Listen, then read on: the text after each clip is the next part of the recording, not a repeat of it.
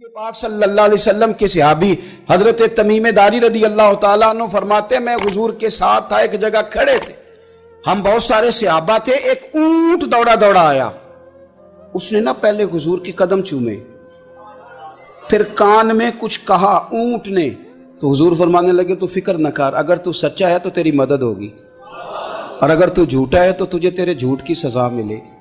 یعنی میں کیسے اس بندے کو سمجھاؤں، میں کیسے اسے سمجھاؤں، کمیٹی ڈال کے رو کے درد سے ادھار لے کے کوئی مدینے گیا اور ماڑا بندہ، اور اس کی تڑپ ہے کہ میں سونے کو اپنے دکھ سناؤں، تو وہ کھڑا ہوا تو ایک صاحب اسے کہنے لگے یہ معاذ اللہ سنتے نہیں تو کس کو سنا رہا ہے، چپ کر، کنٹرول کر اپنی زبان کو، اگر دین نہیں آتا تو نبی پاک سے محبت کرنے والوں کے دل نہ توڑ۔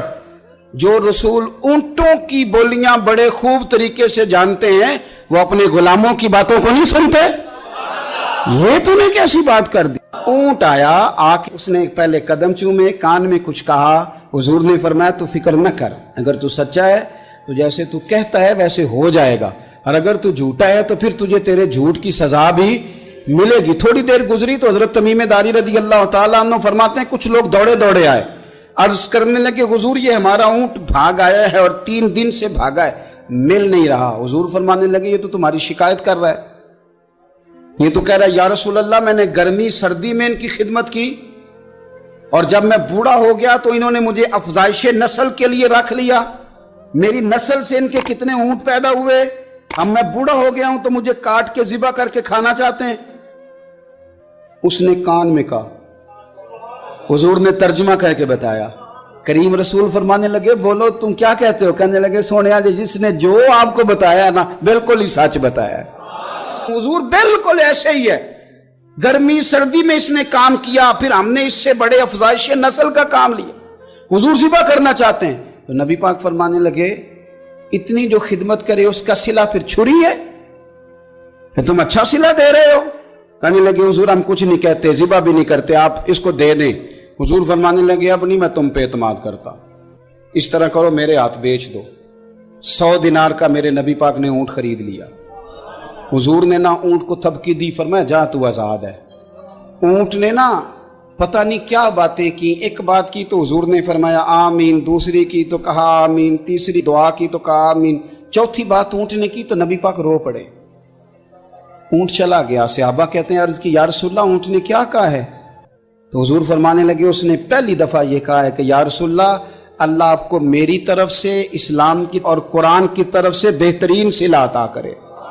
تو میں نے کہا آمین، اور پھر اس نے دوسری دعا دی، اے اللہ کے پیارے رسول صلی اللہ علیہ وسلم جس طرح آپ نے آج میرا خوف دور کیا ہے، میں دعا کرتا ہوں اللہ آپ کی امت سے قیامت کا خوف دور کرے، اور میں نے کہا آمین۔ تو نبی پاک صلی اللہ تعالیٰ علیہ وآلہ وسلم فرماتے ہیں پھر اس نے تیسری دعا کی، عرض کی یا رسول اللہ صلی اللہ تعالیٰ علیہ وسلم جس طرح آج آپ نے میرا خون بچایا ہے، سنیا میری دعا ہے رب تیری امت کا خون محفوظ کرے۔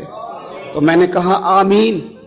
حضور فرماتے ہیں پھر اس نے چوتھی دعا کی، یا رسول اللہ میری دعا ہے آپ کی امت لڑے نہ، جنگ و جدال نہ کرے، آپس میں گلے نہ کاٹے۔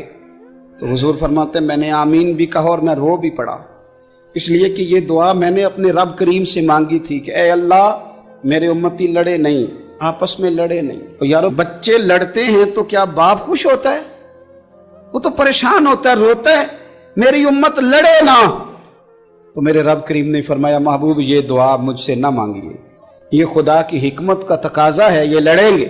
تو نبی پاک صلی اللہ علیہ وسلم فرماتے ہیں جب لڑائی کی بات کی پھر اس وقت میں آبدیدہ ہو گیا، میں رو پڑا، یہ نازک مسئلہ ہے، تکلیف والا ہے کہ یہ لڑیں گے، کچھ لوگ فرقے بنا لیں گے، الگ عقیدے گھاڑ لیں گے اور سچے سچے مسلمانوں سے لڑیں گے۔